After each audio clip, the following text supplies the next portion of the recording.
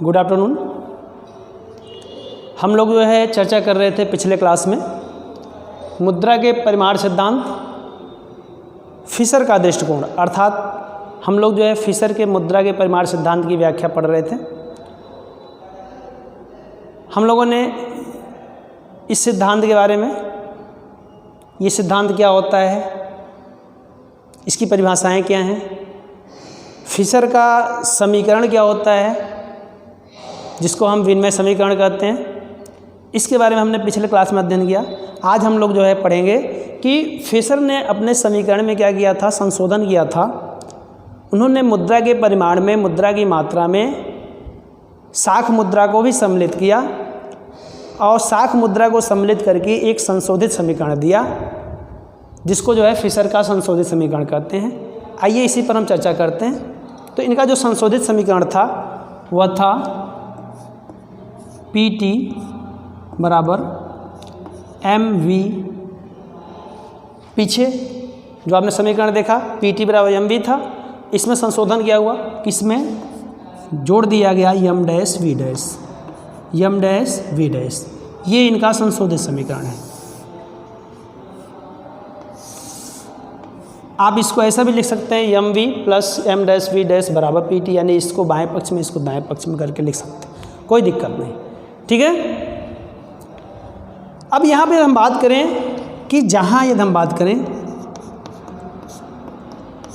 P क्या है, आपको पता है, जो पीछे था वही है, ये सब पुरानी चीज़ें हैं। P क्या है, ये प्राइस लेवल है, जनरल प्राइस लेवल है, जिसको आप सामान्य कीमत स्तर बोलते हैं। T क्या है, यह वस्तुओं सेवाओं की कुल मात्रा है। ठीक है। M क्या है, ये चलन में मुद्रा या करेंसी की मात्रा, जो मुद्रा है या करेंसी है उसकी कुल मात्रा M से दर्शाता है। V क्या है, यही जो मुद्रा है, चलन में जो मुद्रा है उसी का क्या है, ये वेलोसिटी है, उसी का वेग है, या जिसको हम चलन वेग कहते हैं, इस मुद्रा का चलन वेग है। ठीक है। यहाँ पर यहाँ पर नए अक्षर आए हैं, इन्हीं के बारे में हम बात करते हैं कि यहाँ पर M डैश क्या होगा। M डैश क्या है, यह भी मुद्रा की मात्रा है, लेकिन किस तरह की मुद्रा की मात्रा है, ये साख मुद्रा की मात्रा है।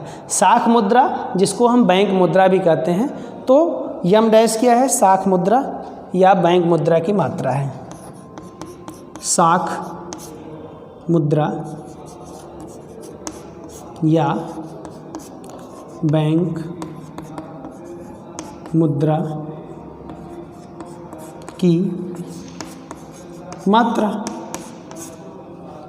ठीक है।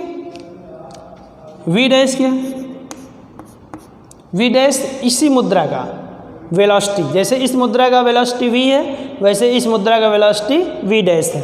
ठीक ना। तो V डैश क्या है, ये साख मुद्रा का चलन वेग है ना। क्या है ये, साख मुद्रा का, साख मुद्रा का चलन वेग।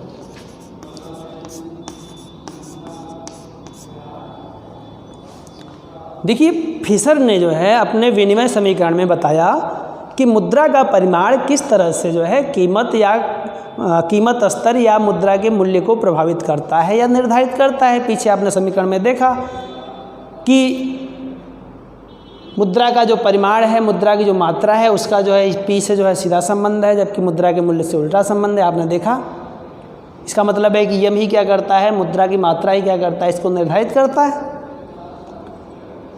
मुद्रा की पूर्ति ही क्या करता है, मुद्रा की मांग का निर्धारण करता है। मुद्रा का जो मांग होता है वो किस लिए होता है, लेन देन के लिए होता है, इसलिए नगद लेन देन के लिए होता है, इसलिए इसको मुद्रा के परिमाण का नगद लेन देन सिद्धांत कहते हैं। व्यावसायिक दृष्टिकोण भी इसीलिए कहते हैं। लेकिन फिशर ने बाद में सोचा, बाद में उनका ध्यान गया कि जो मुद्रा, जो कीमत स्तर है या मुद्रा का मूल्य है, ये केवल मुद्रा, जो चलन में मुद्रा है, केवल उसी से प्रभावित नहीं होता, बल्कि बैंक मुद्रा या साख मुद्रा से भी प्रभावित होता है। इसीलिए इन्होंने साख मुद्रा की मात्रा को भी इसमें ऐड कर दिया, जोड़ दिया कि M के साथ M डैश भी होगा। M और M डैश, M और M डैश जो चलन में मुद्रा है और जो साख मुद्रा है या बैंक मुद्रा है। शाख मुद्रा है, बैंक मुद्रा क्या होता है? देखिए, जो बैंक में हम पैसा जमा करते हैं, है ना, बैंक क्या करती है, हम विशेष रूप से कमर्शियल बैंक की बात कर रहे हैं, वाणिज्यिक बैंकों की बात कर रहे हैं। वाणिज्यिक बैंक ही क्या करते हैं, ये शाख का सृजन करते हैं, ये शाख का क्या करते हैं, सृजन करते हैं, है ना। इसलिए इनकी जो मुद्रा होती है उसको हम शाख मुद्रा कहते हैं या बैंक मुद्रा कहते हैं। फॉर एग्जाम्पल, जैसे चेक है, डीडी है, डिमांड ड्राफ्ट, है ना, तो चेक या डिमांड ड्राफ्ट जो है ये क्या है, ये भी एक मुद्रा है, लेकिन इसको हम शाख मुद्रा कहते हैं, इसको हम बैंक मुद्रा कहते हैं। इसके द्वारा भी हम क्या करते हैं, भुगतान करते हैं, लेन देन करते हैं। लेन देन में ये भी मुद्रा क्या है, सहायक है, ये भी विनिमय के माध्यम का कार्य करती है। तो इस प्रकार जो है इन्होंने बैंक मुद्रा को भी या शाख मुद्रा को भी इन्होंने मुद्रा की मात्रा में सम्मिलित किया, अपने समीकरण में सम्मिलित किया। तो जब मुद्रा की मात्रा जैसे यहाँ पे है, चलन में जो मुद्रा है इसका क्या होता है, एक वेग होता है, वेलोसिटी होता है, वैसे शाख मुद्रा का भी क्या होता है, एक वेलोसिटी होता है। तो शाख मुद्रा की वेलोसिटी को क्या कहा गया, वी डैश कहा गया, और इसको जो है बोला गया कि ये शाख मुद्रा या चलन बैंक मुद्रा का क्या है, चलन वेग है। क्लियर? तो इस प्रकार से यम वी और M dash V dash, M V और यम डैश वी डैश, ये दोनों मिलाकर क्या हुआ, ये टोटल मनी सप्लाई हुआ, मुद्रा की पूर्ति। अब मुद्रा की जो पूर्ति है ये केवल यम वी नहीं बल्कि यम डैश वी डैश, ये पूरा जो है मुद्रा की पूर्ति को दर्शाता है। ठीक है। और पीटी तो आप जानते ही हैं, पीटी वही है, पीटी फॉर ये आपका मुद्रा की क्या है, मांग है, डिमांड ऑफ मनी, मुद्रा की मांग है। ठीक है।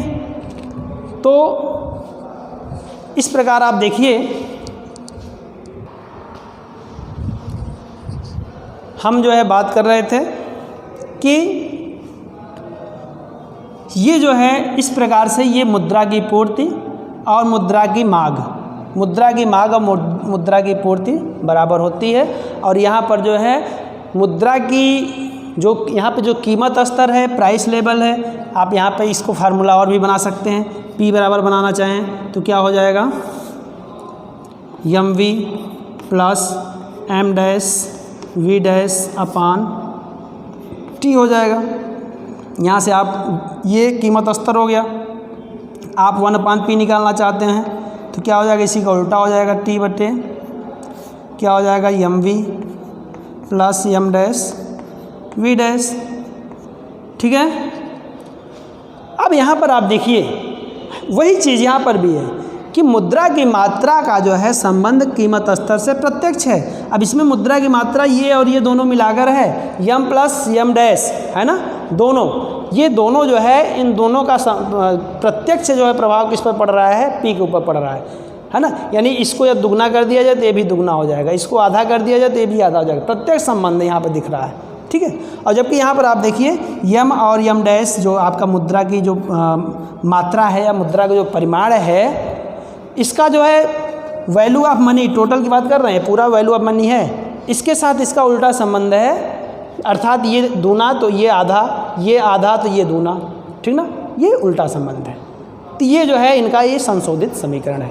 तो हमने यहाँ पर जो है फिशर के समीकरण के बारे में और फिशर के संशोधित समीकरण के बारे में बात की। अब हम इनके सिद्धांत को, यानी जो इन्होंने ये बातें कही समीकरण के द्वारा या इसके पहले परिभाषाओं के द्वारा, जो भी बातें आपने पढ़ी इस सिद्धांत के बारे में, इसी को जो है हम लोग जो है अब रेखा चित्र के द्वारा स्पष्ट करने का प्रयास करेंगे, है ना। रेखा चित्र से जो है इसको और भी अच्छे ढंग से प्रूफ करेंगे कि किस तरह से जो है इनमें जो दोनों में संबंध पाया जाता है, मुद्रा का जो परिमाण है, कीमत स्तर और मुद्रा के मूल्य को जो प्रभावित करता है या जो संबंध होता है, वो हम रेखा चित्र के द्वारा समझने का प्रयास करेंगे। ठीक है।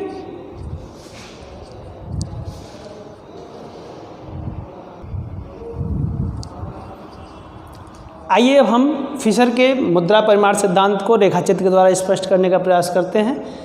इसमें चूंकि मुद्रा का जो परिमाण है, इसका जो है हम कीमत स्तर और मुद्रा के मूल्य, दोनों से संबंध को जो है रेखा चित्र के द्वारा दर्शाएंगे। तो इसलिए यहाँ पे 2 रेखा चित्र आपको बनाना पड़ेगा ऊपर नीचे करके। तो इस तरीके से आप बनाएंगे। एक रेखा चित्र आपका ऐसा हो जाएगा यहाँ पर,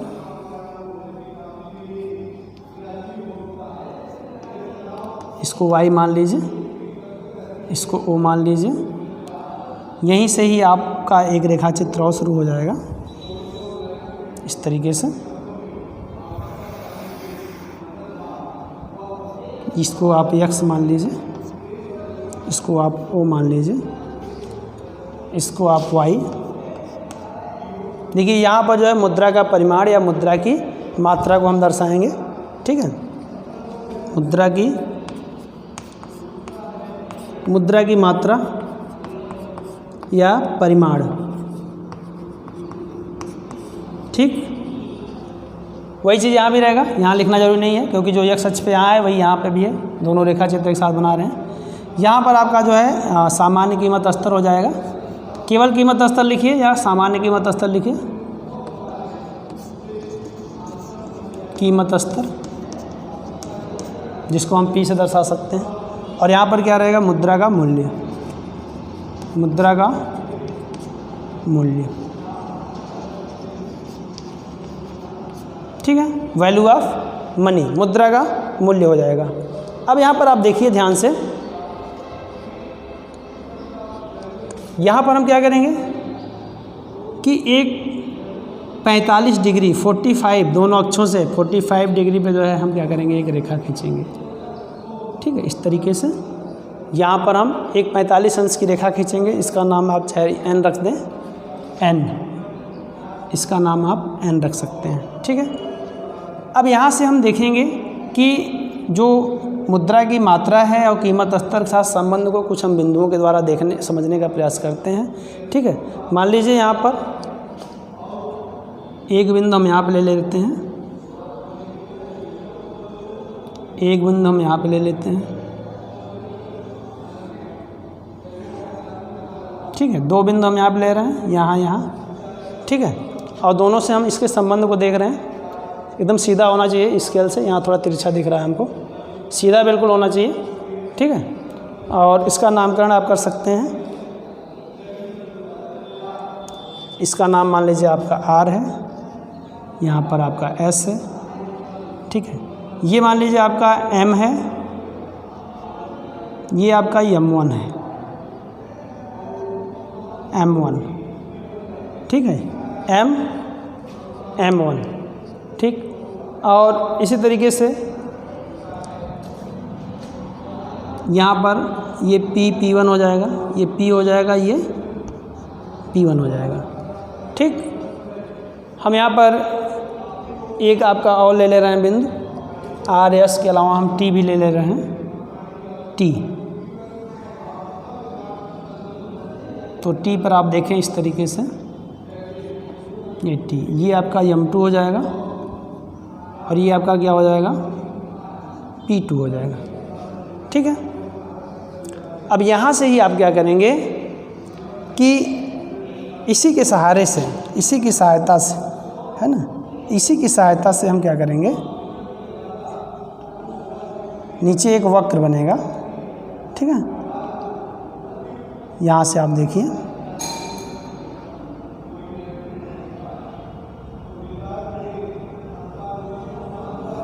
इस तरीके से इससे वक्र बनेगा। ठीक है ना, इसी को इसे मिलाने पर यहाँ से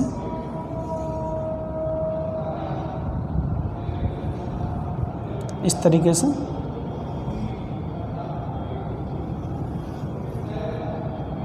ठीक है, यहाँ पर एक सीधी लाइन रहेगी,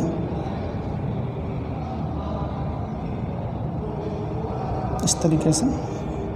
ठीक, ये आपका हो जाएगा M1 और M2।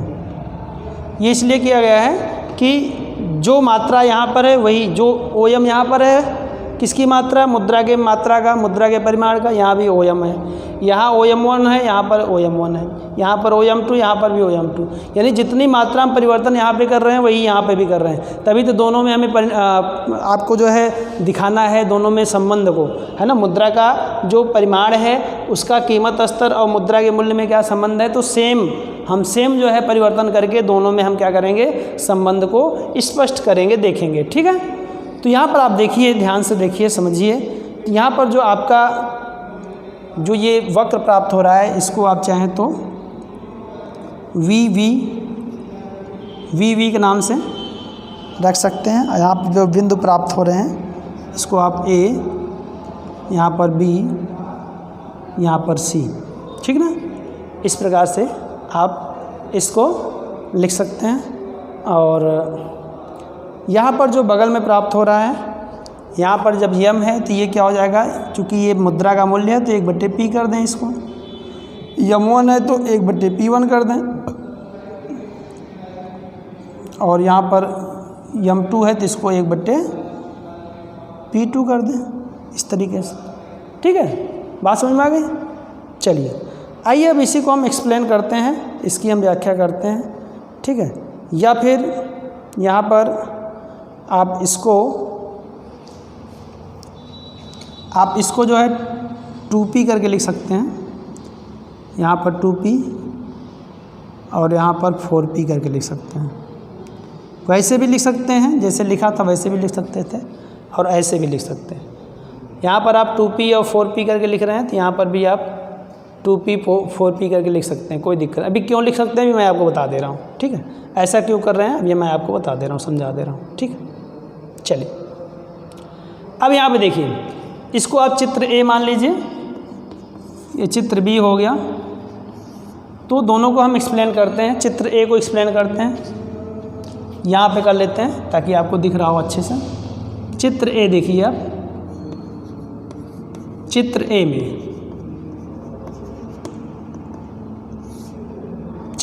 में है ना, चित्र A में आप देखिए कि जो आपको रेखा दिख रही है ON, ये क्या है, ये ON रेखा 45 अंश के कोण को बनाती हुई रेखा है, जो कि मुद्रा की मात्रा और सामान्य कीमत में प्रत्यक्ष आनुपातिक संबंध को बताता है। ये क्या बताता है, दोनों के बीच प्रत्यक्ष आनुपातिक संबंध को बताता है, ये वाली रेखा है ना। यानी इस रेखा पे जो है किसी भी बिंदु पे आप देखेंगे तो दोनों में प्रत्यक्ष आनुपातिक संबंध होगा। वही हमको देखना है यहाँ पे। R बिंदु पे आप देखिए, यहाँ पर यानी शुरू में R बिंदु कहाँ मिलेगा, जब मात्रा कितनी होगी, OM होगी।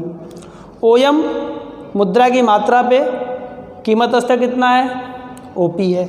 यानी OM पर मुद्रा की मात्रा, OM पर कीमत कितना है, यहाँ पर M कर लीजिए, यहाँ पर P कर लीजिए। P कितना है, OP है। इसको दोगुना कर दिया गया, इसमें OM से OM1 कर दिया गया। OM से कितना कर दिया गया, OM1। ये जो हम कर रहे हैं 2 का गुणा कर रहे हैं, दूना कर दे रहे हैं। इसको दूना करने से क्या हो रहा है कि ये भी आपका क्या हो जा रहा है, दूना हो जा रहा है, OP1 हो जा रहा है। यानी ये भी क्या हो जा रहा है, दूना हो जा रहा है। किसका, इसका। इसको दोगुना करने पर, अर्थात इसी का दोगुना हमने किया, OM1 प्राप्त हुआ, तो इसको जो है हमने दूना किया, इसको हमने दूना किया यहाँ पे, है ना।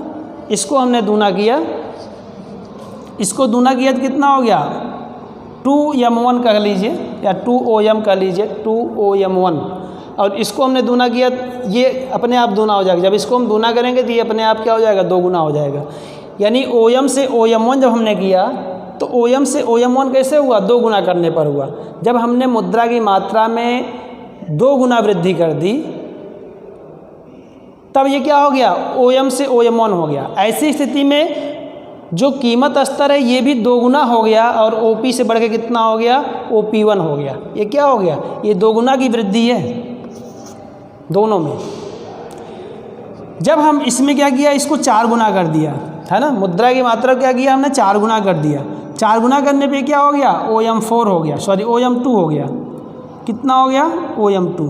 इसमें 4 गुना की वृद्धि करने पर आप देखिए कि इसमें भी 4 गुने की वृद्धि हो गई और ये कितना हो गया, OP2 हो गया। ये कितना हो गया, OP2 हो गया, 4 गुने की वृद्धि। ऐसे चित्र से ही दिख रहा है ना। इसका दूना इतना हुआ तो ये भी दूना इतना हुआ, इसका 4 गुना इतना हुआ तो इसका भी 4 गुना कितना हुआ, इतना। पहले वाले का हम कर रहे हैं, जो दुगुना 4 गुना कर रहे हैं पहले का ही कर रहे हैं हम, इसी का OP का ही है ना। OP का 2 गुना किया तो इतना हुआ, सॉरी OM का 2 गुना किया तो इतना हुआ, तो अपने आप OP क्या हो गया, 2 गुना यानी OP1 हो गया।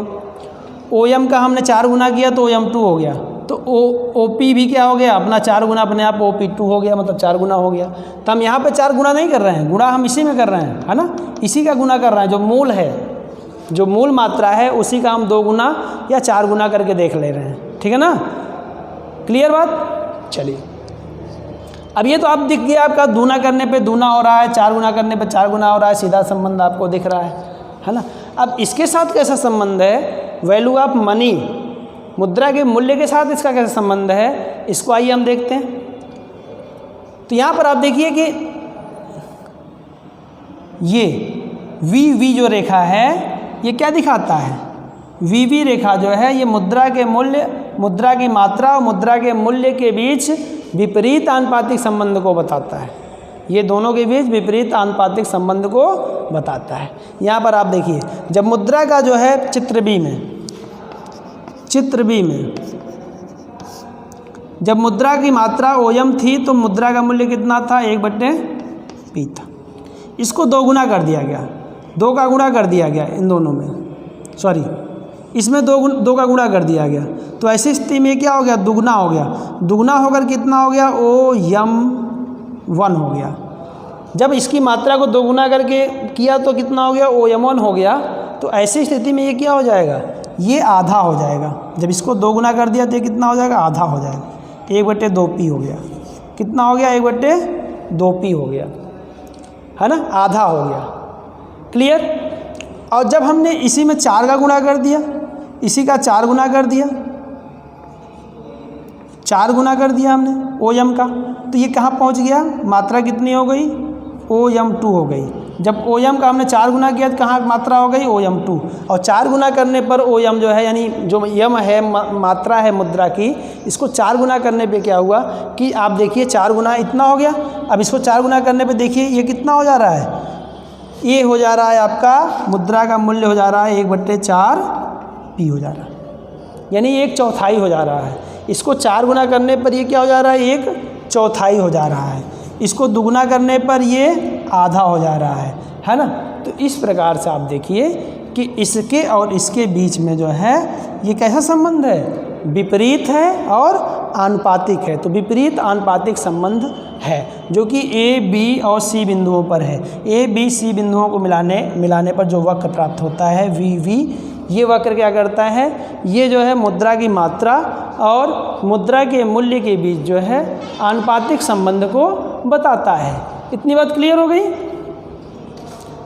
अब देखिए यहाँ पर मैं आपको बता दूं कि ये जो है यहाँ पर निष्कर्ष क्या निकला कि ये जो रेखा है दोनों के बीच प्रत्यक्ष संबंध को बताता है। तो इसका मतलब है कि P is function of M, P is function of M। यहाँ पर ये जो रेखा है ये बताता है 1/P is function of M। ये रेखा बताता है।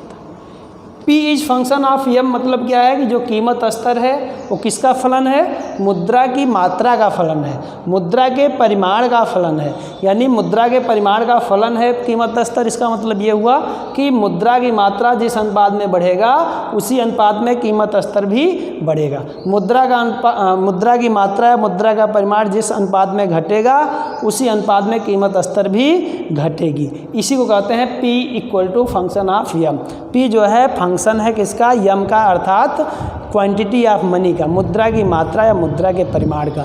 और यही दिखाता है कि इसके बीच में क्या है, डायरेक्ट संबंध है और प्रोपोर्शनल रिलेशन है ना, डायरेक्ट प्रोपोर्शनल रिलेशन है। इसका मतलब यह है कि प्रत्यक्ष आनुपातिक संबंध है मुद्रा की मात्रा और P के बीच में। और दूसरी बात ये महत्वपूर्ण है कि P को कौन निर्धारित कर रहा है, M निर्धारित कर रहा है। P को कौन प्रभावित कर रहा है, M प्रभावित कर रहा है। कीमत स्तर यम के द्वारा प्रभावित हो रहा है, मुद्रा की मात्रा के द्वारा प्रभावित हो रहा है। यही तो मुद्रा की मात्रा या मुद्रा के परिमाण का सिद्धांत बताता है कि मुद्रा का परिमाण प्रभावित करता है कीमत स्तर को, है ना। मुद्रा का परिमाण प्रभावित करता है मुद्रा के मूल्य को, जो कि नीचे दिया हुआ है। देखिए आप 1/p equal to function of M, यानी 1/p जो है ये क्या कर रहा है, ये आपका जो है यम का जो आपका जो फंक्शन है, ये यम का जो फंक्शन है ये इसके फंक्शन के बराबर है ना। यानी ये बढ़ेगा तो क्या होगा, ये घटेगा, है ना। एक बढ़ेगा तो दूसरा क्या होगा, घटेगा, है ना। दोनों में उल्टा इन्वर्स संबंध है, उल्टा संबंध है, ठीक है। तो इस प्रकार जो है ये जो है यहाँ पर आप देखें कि मुद्रा का जो परिमाण है ये कीमत स्तर के साथ सीधा संबंध और आपका जो है वैल्यू ऑफ मनी के साथ जो है विपरीत संबंध को बताता है। तो आज के क्लास में हम लोगों ने इसके जो है रेखाचित्र के बारे में, रेखाचित्र के द्वारा इसका जो है हमने अध्ययन किया, व्याख्या किया। अभी इसकी कुछ मान्यताएं हैं और इसकी आलोचनाएं हैं, है ना। इस पर चर्चा हम अगले क्लास में करेंगे, ठीक है। आज क्लास में बस इतना ही, धन्यवाद।